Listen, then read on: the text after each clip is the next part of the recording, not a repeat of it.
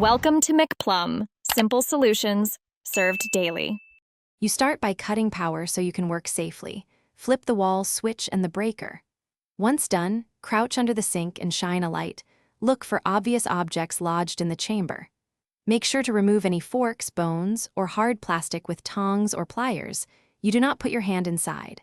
Finally, locate the hex socket on the bottom of the disposal and have a 1/4 Allen wrench ready so you can apply controlled leverage.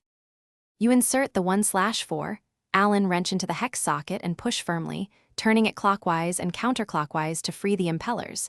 This breaks the jam.